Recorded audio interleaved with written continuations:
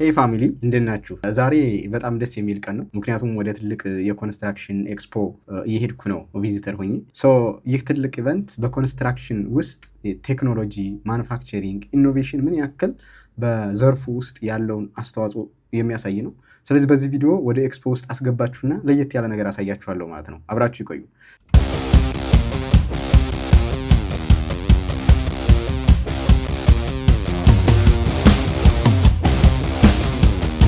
በነገራችን ላይ ሁለት የአፍሪካ ሀገሮችን የራሳቸውን ምርት እያሳዩ ያገኘዋቸው እና ከነዛ ውስጥ ደግሞ አንዷ ኢትዮጵያ ናት። እንግዲህ እስኪ ገስ ምን አይነት ወይም ደግሞ ከኢትዮጵያ ውስጥ ማንኛው ካምፓኒ ሊሆን እንደሚችል እስከዛ ገምቱ።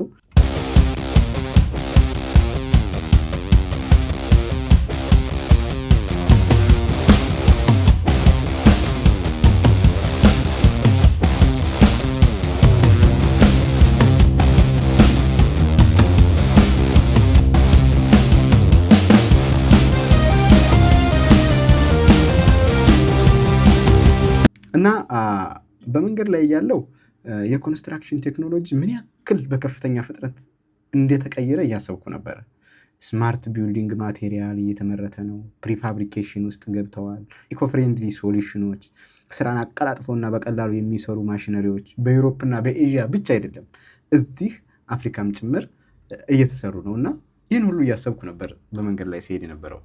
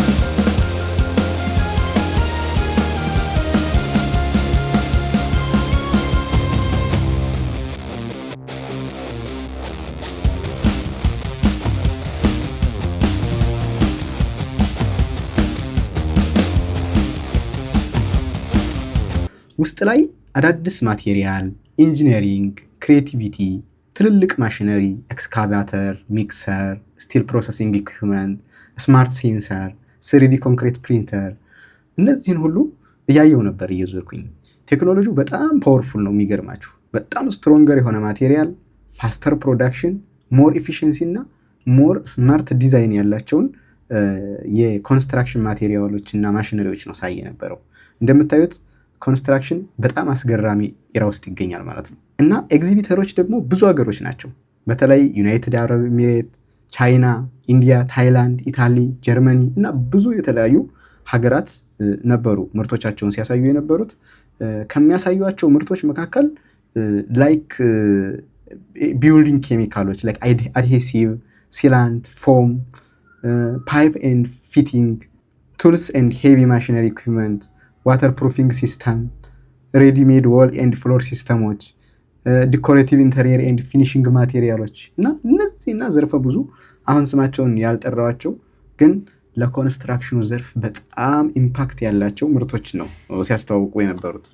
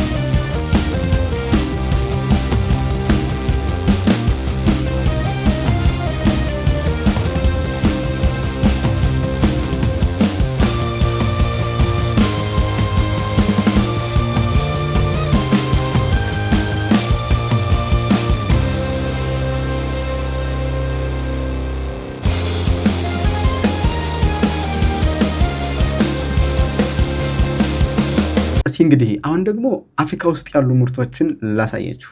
አፍሪካ ውስጥ ያሉ ሀገሮች ያልኳችሁ ማለት ነው። እነዛ ሁለቱን ሀገራት ላሳያችሁ። የራሳቸውን ምርት ነው እንግዲህ በሀገራቸው በራሳቸው ሀገር ያመረቱትን ምርት እያስተዋወቁ ነው ያገኘኋቸው።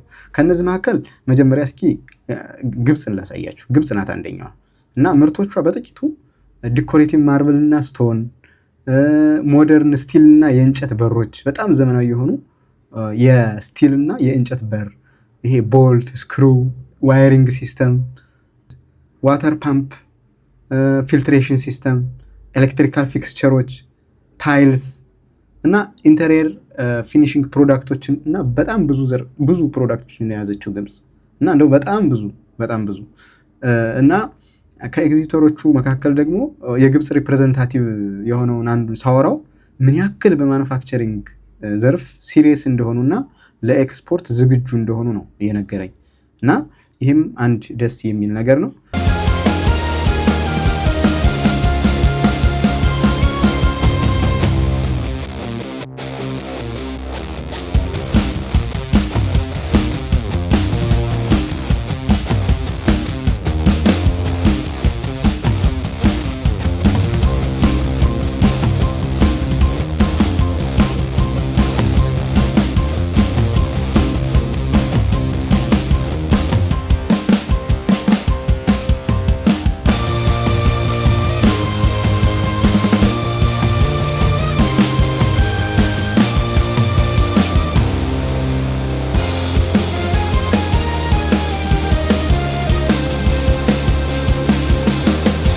ሁለተኛ የኛው ሀገር ኢትዮጵያ ናት። በጣም ደስ ያለኝ ደግሞ እንግዲህ ኢትዮጵያን ሳይ በጣም ታላቁና ተጽዕኖ ፈጣሪው ወይም ደግሞ በጣም እውቅ ነው በኢትዮጵያ ውስጥ ሚድሮክ ኢንቨስትመንት ግሩፕ። እሱ ነበር ሃይ ኳሊቲ ምርቶችን ሲያሳይ ያገኘሁት።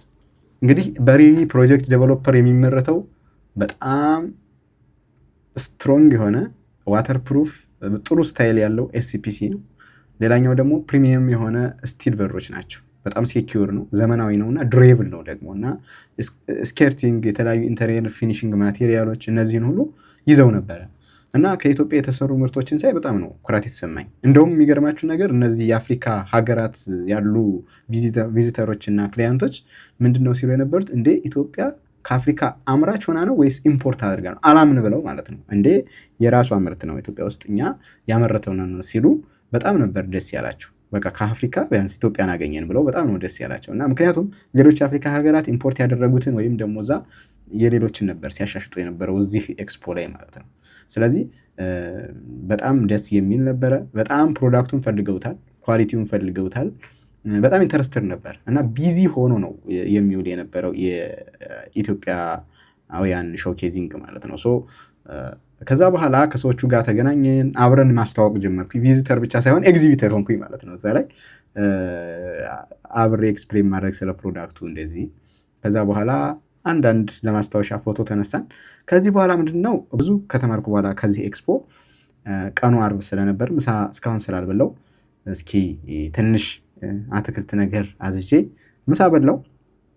እንግዲህ ስለዚህ ይህ ኤክስፖ አሪፍ የሆነ ኢንስፓይሬሽን ኤክስፖዠር እና ሞቲቬሽን ሰጥቶኛል ለኔ።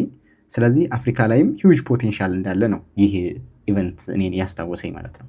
ስለዚህ እናንተም ይህን ጆርኒ ከወደዳችሁት ቪዲዮውን ላይክ እና ሰብስክራይብ አድርጉ። ደግሞ በጣም ኢምፕረስ ያደረጋችሁ ፕሮዳክት ኮሜንት ላይ ብታስቀምጡልኝ ደስ ይለኛል። በቀጣይ ቪዲዮ እንገናኝ።